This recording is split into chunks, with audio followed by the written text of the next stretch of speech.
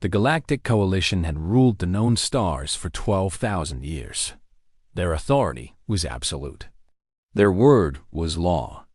Every species that crawled out of their birth worlds eventually bent the knee to the Coalition. It was simply how things worked.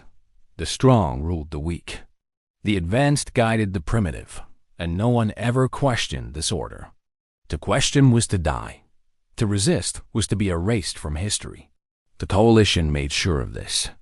When human explorers first made contact with Coalition scouts near the edge of Sector 7, the aliens felt nothing but amusement. Here was another young species taking their first steps into the void. The Coalition had seen hundreds of such civilizations. They knew exactly how this would go. The humans would be assessed, categorized, and assigned their proper place in the galactic hierarchy. Like all others before them, they would learn to obey. They would learn to serve. They would learn that their dreams of independence were foolish fantasies.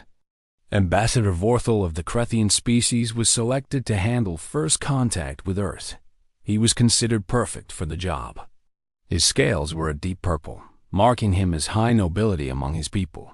His record showed 40 successful integrations of lesser species into Coalition service.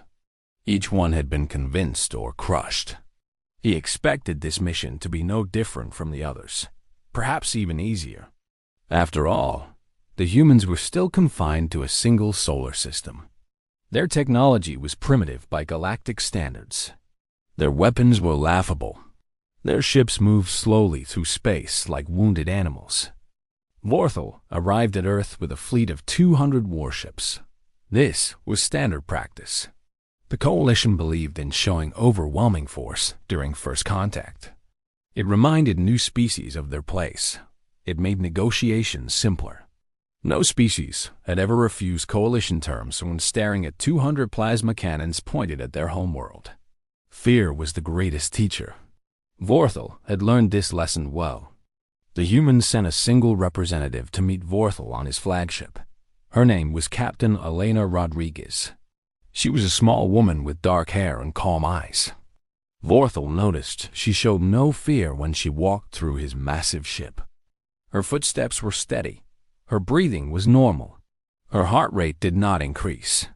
This surprised him slightly, but he dismissed it as ignorance. She simply did not understand what she was facing.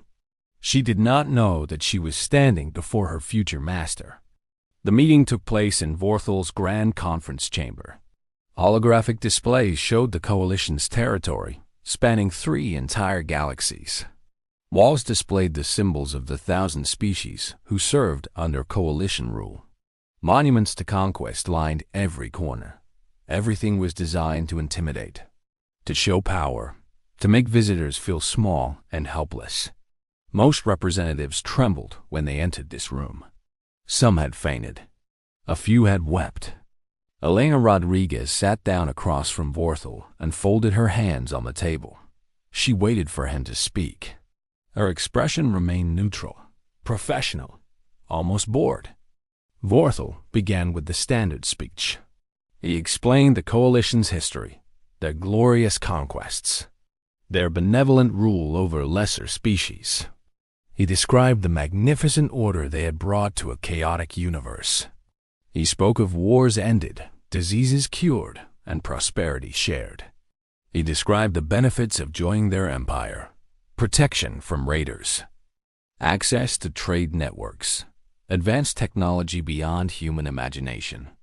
All these things could be humanity's if they simply accepted their place.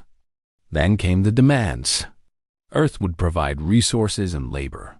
Humans would mine their own planet for Coalition benefit. Human soldiers would serve in Coalition armies, dying for causes they did not choose. Human scientists would work on Coalition projects, their discoveries becoming Coalition property. Human leaders would answer to Coalition governors. Human children would learn Coalition history and praise Coalition rulers. In exchange, humanity would be allowed to exist. Their planet would not be destroyed. Their people would not be scattered across distant worlds as slaves. This was mercy, Vorthal explained. This was generosity. This was more than most species received.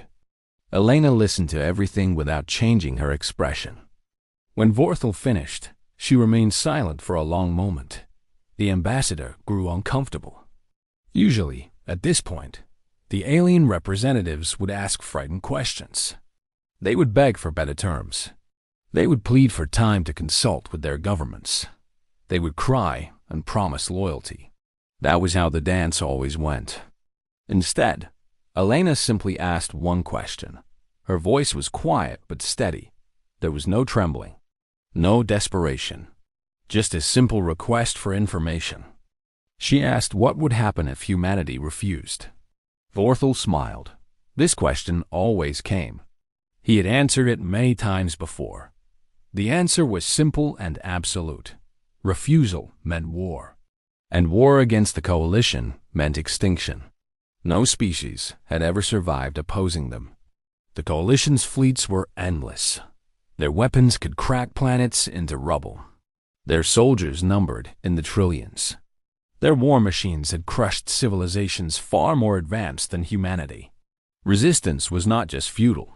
It was suicide. It was cosmic stupidity. Elena nodded slowly. She seemed to consider his words carefully. Her eyes showed nothing. No fear. No anger. Nothing Vorthel could read.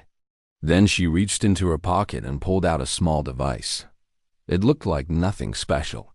Just a simple communication unit that humans used for sending messages. A child's toy compared to coalition technology. She placed it on the table between them. Vorthel asked what she was doing. His voice carried amusement and mild irritation.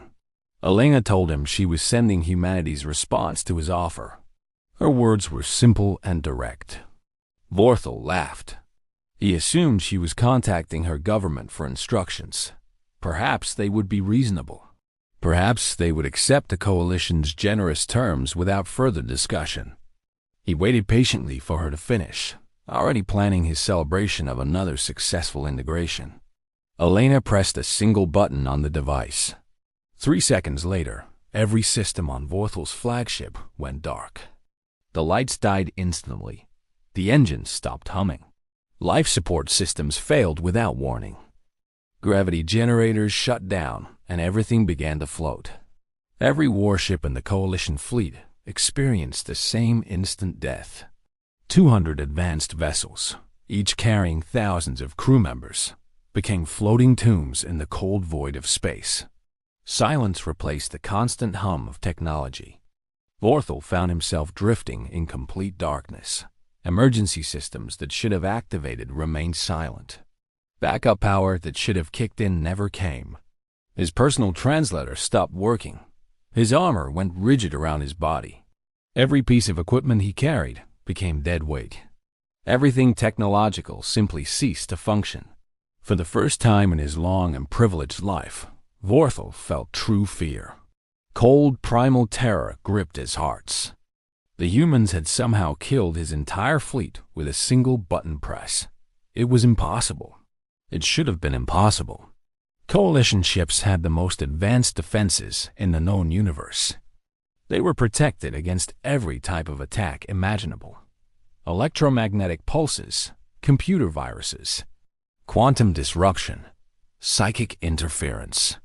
Nothing should have been able to affect them all simultaneously. Nothing. Yet something had. Elena's voice came through the darkness. She was using a simple chemical light stick to illuminate her face. The soft green glow made her look almost ghostly.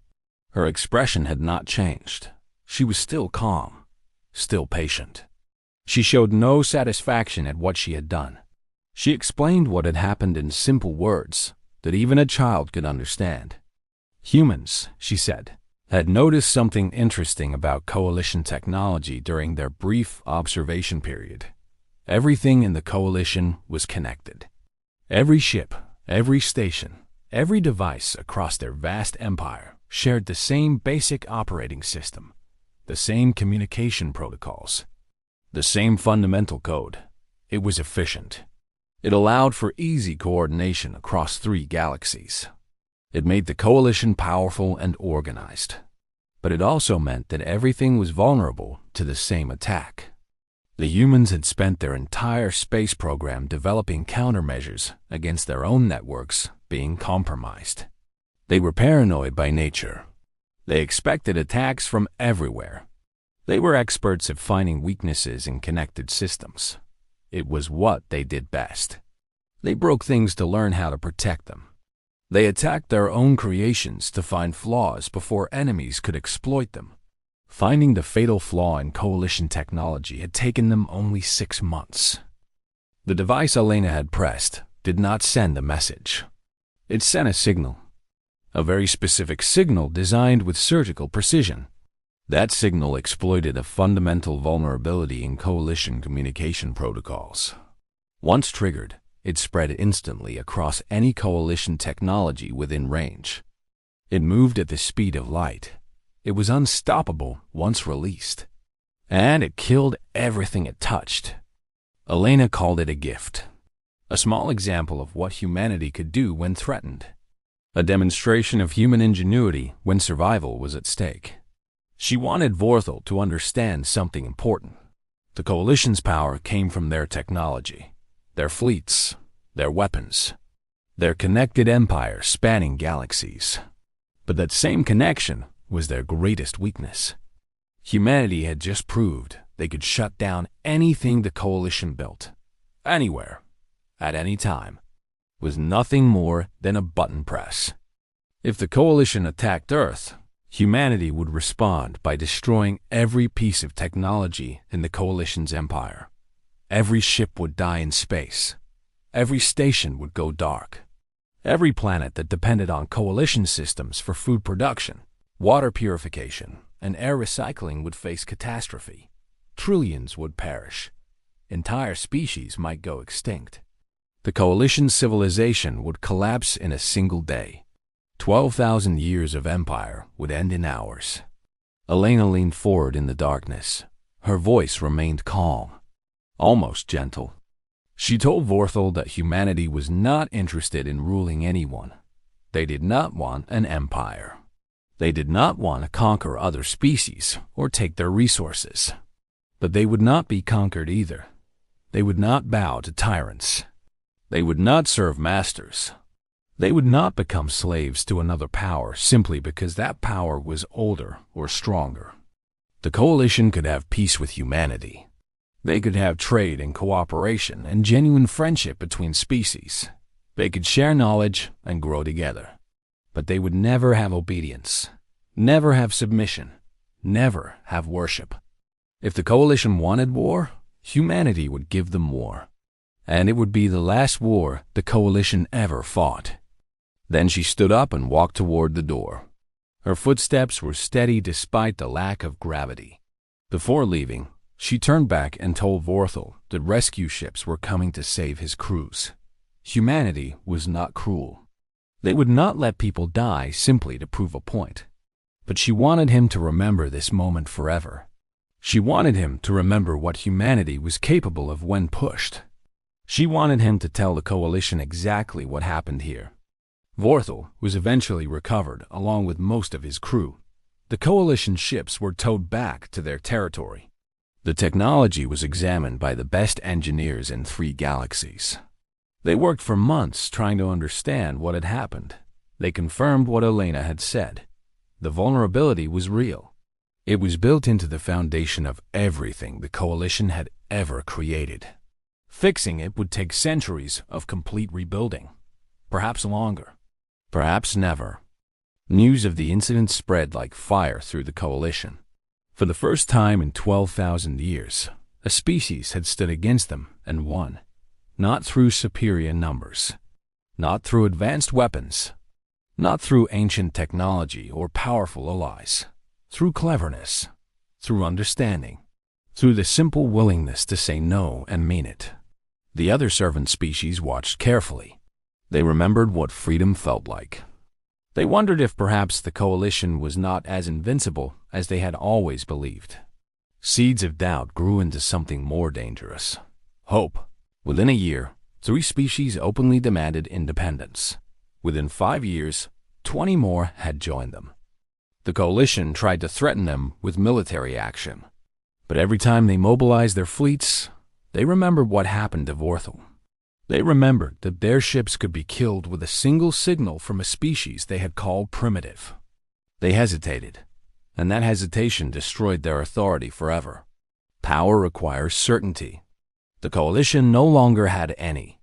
The coalition did not collapse overnight. It took decades for the full transformation to occur.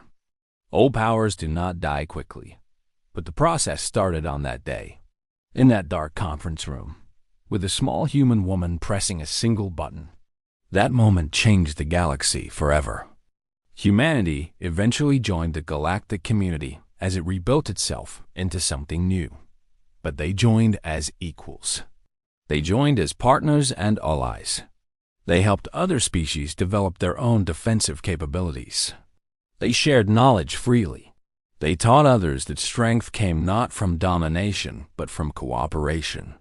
They showed that even the smallest voice could shake the foundations of empires if it spoke with courage. Ambassador Vorthal lived for many more years after his encounter with humanity. He often told the story of that day to younger generations. He warned them never to underestimate smaller species, never to assume that power meant victory, never to forget that the strongest chains could also be the easiest to break if you knew where to strike. When asked about humanity, Vorthal always gave the same answer. He said they were the most dangerous species he had ever encountered, not because of their weapons, not because of their technology, not because of their numbers or their resources, but because they refused to accept any reality they did not choose for themselves. They would rather die than kneel, and that made them impossible to control. The galaxy changed forever because of a single moment, a single choice. A single word spoken by a species that refused to kneel before those who thought themselves masters of the universe. That word was no, and it echoed through the stars for generations to come.